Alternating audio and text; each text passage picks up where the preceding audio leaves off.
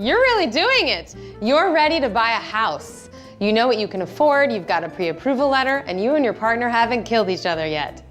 Now's the fun part.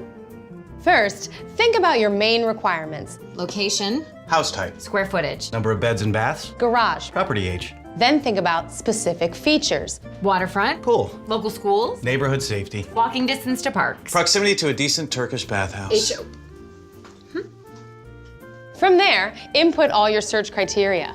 Min and max prices, number of beds and baths, single fam, multifam, condo, co-op, villa, townhouse, farm, whatever.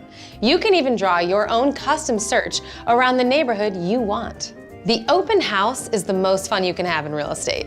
It's like having carte blanche to walk into a total stranger's house and snoop around while they're not there. Here are a few pointers. First, feel free to step in without knocking or ringing the bell. Unless you see a note saying otherwise, in which case, yes, knock and/or ring.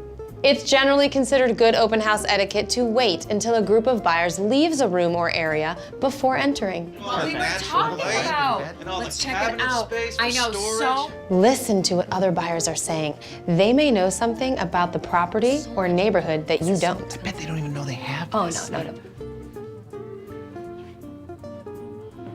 Ask questions about the house, how long it's been on the market, the school district, the property taxes, but keep it cool.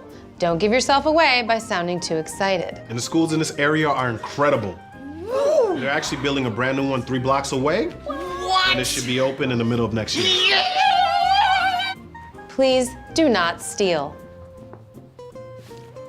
Finally, if there are snacks or refreshments, do not take them. It'll skew your perspective. Unless they're mini quiches. Those little are tasty as hell.